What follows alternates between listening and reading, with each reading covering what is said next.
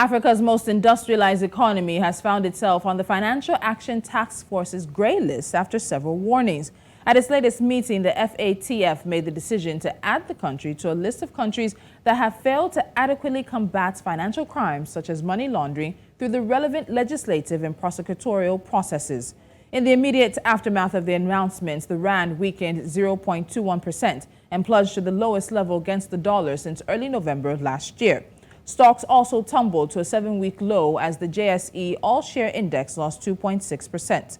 According to the country's national treasury, South Africa did poorly in its 2019 mutual evaluation by the FATF as a result of many institutions being crippled by the state capture under former President Jacob Zuma's administration. Aside from the reputational damage, what does being grey listed really mean for South Africa?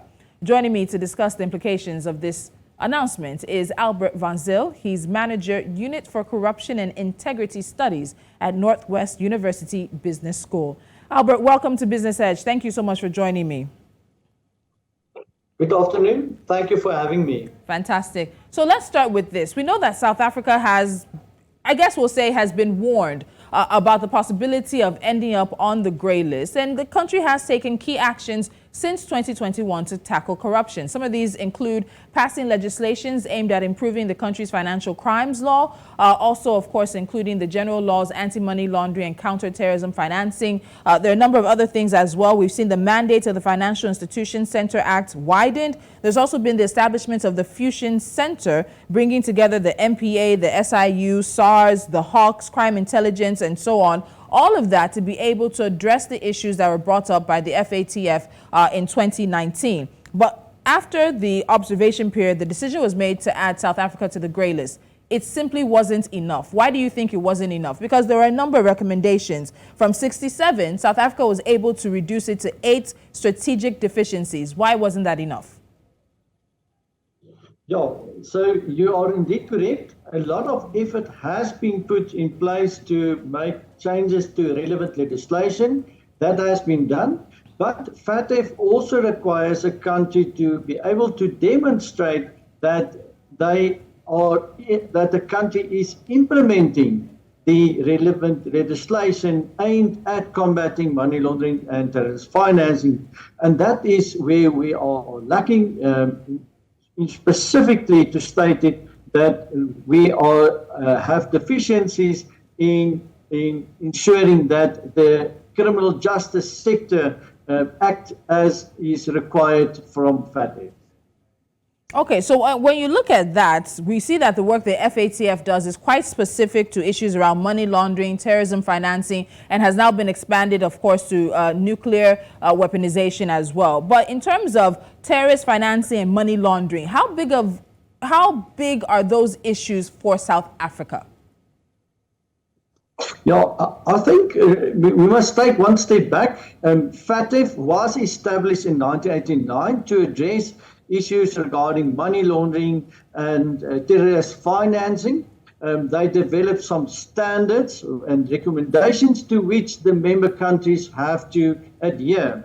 But these standards and the aim of combating money laundering, terrorist financing also includes what we call predicate offences. And that are offences that are associated with things like money laundering, composing of fraud and corruption.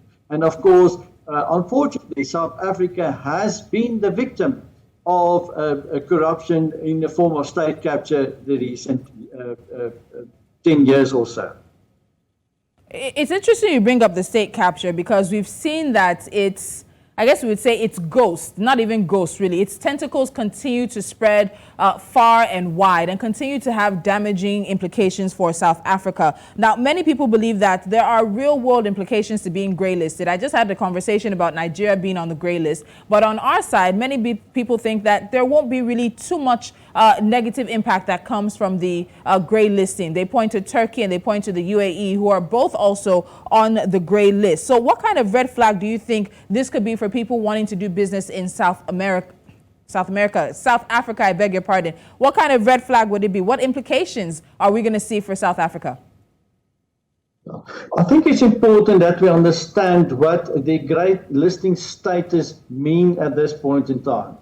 So basically, grey listing can make it more onerous and costly to do business with South Africa and will detract from its reputation as an investment destination. It is however important to know that FATF does not automatically call for the application of enhanced due diligence measures to grey listed jurisdictions like South Africa. Okay, in particular, therefore, you have to know that FATF stated that South Africa has already made a high-level commitment to put measures in place to address this. So, in short, and as well, the financial sector has also indicated that they are willing to put in all efforts and what is needed and required from them to see to the successful implementation of remedial actions as is agreed upon. The priority, however, now is to make sure that these recommendations, the changes in the legislation, are indeed implemented. Mm-hmm. So in responding to the announcements, we heard from Finance Minister Enoch Godangwana, and he talked about the fact that he sees this as, I guess I would say, an agreement that it's not South Africa's financial or banking sector that is at fault, but rather the law enforcement and the prosecutorial processes. And when you look at sort of that divergence, government and then maybe other government institutions, how much collaboration do you think is there between governments and even the private sector? Because they also flag this fact that South Africa needs to look out for these non-official institutions, real estate agents, money lenders, all these kind of people that need to be kept an eye on, but they don't necessarily fall under the Treasury. They don't necessarily also fall under the banking and financial services sector. Yeah, I can agree. The fact is our financial system, specifically the banking sector, are still doing excellent work. They are committed to anti-corruption, anti-money laundering measures. They comply with best international practices.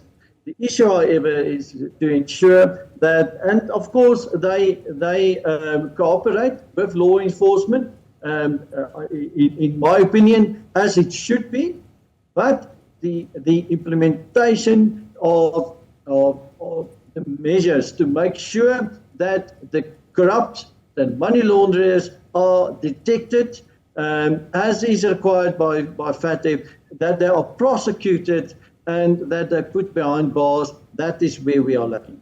Mm-hmm.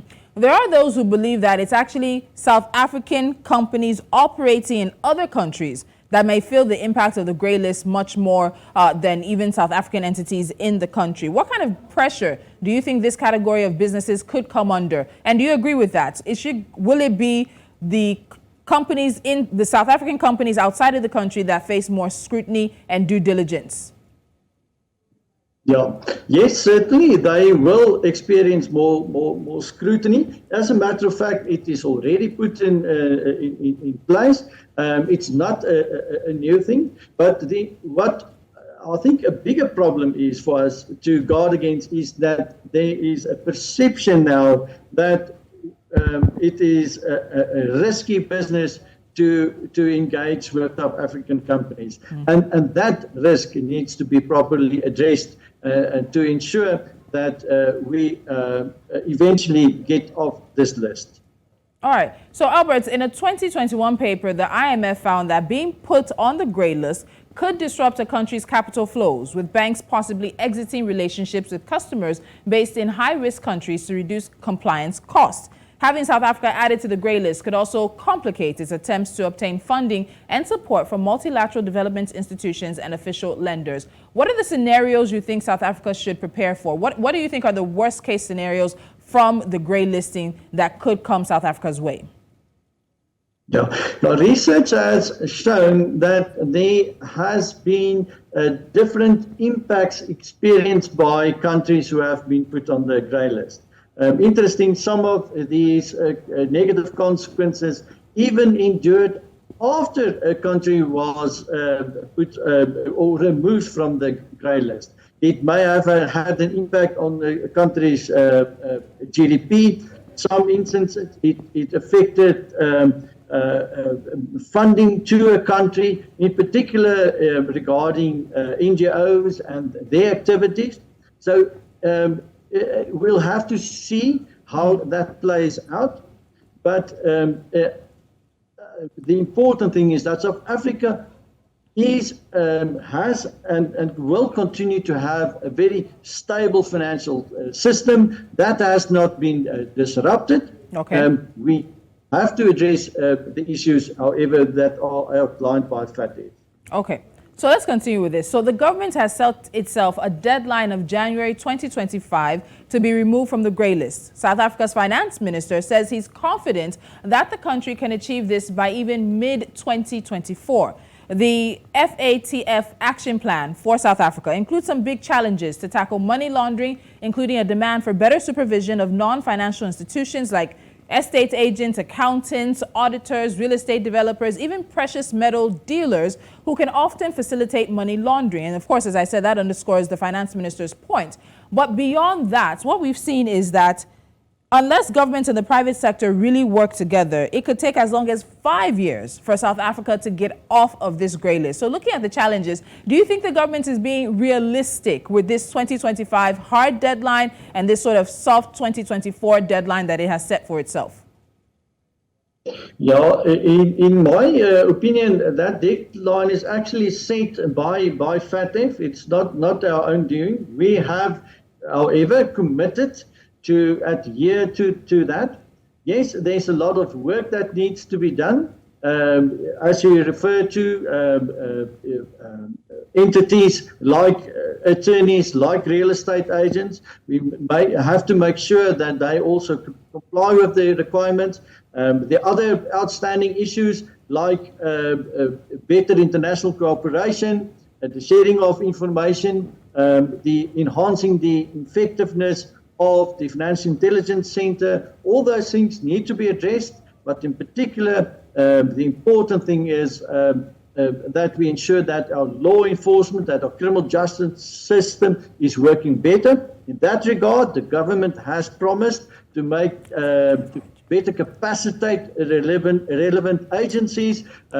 Budget has been allocated towards that, and the hope is that it all will pay off. And that is in the interest of not only getting off the FATF grey list, but of course, to have a country that is safe for all our inhabitants, a country that stimulates economic growth and the interest of the people.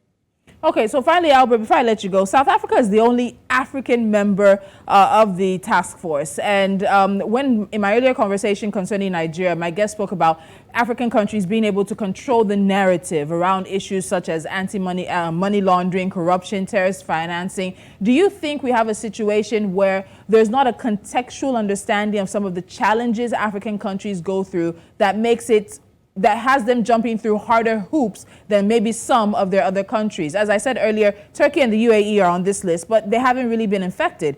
There's a potential that South Africa and Nigeria might really feel the impact of this because of a narrative that's already built around their economies and their countries. What do you think? Yes, it is important that from our continent side, we are able to demonstrate that we comply with best practices. South Africa has been part of FATF, as you said, from the beginning. We are a member state there. But it's now important that we fight against perceptions that we are underdeveloped, that we are corrupt. That is something that needs to be and has to be demonstrated through practical action. We in Africa are the authors of our own destinies. We shouldn't be bullied, but I believe from FATF's side, from the international community, they know that growth in future lies in doing business with African countries. We need to trust one another, should share best practices to fight money laundering, corruption, fraud. It is not unique to our continent. We also see it in other countries. It is a shared responsibility of the whole international community. All right, it's a fantastic note to end the conversation on. Thank you so much, Albert Van Zyl. Thank you so much for joining me as we look at South Africa being grey-listed, but we also hope the journey is an easy one for both South Africa and Nigeria to get off that grey list. Thank you for your time today. Thank you so much.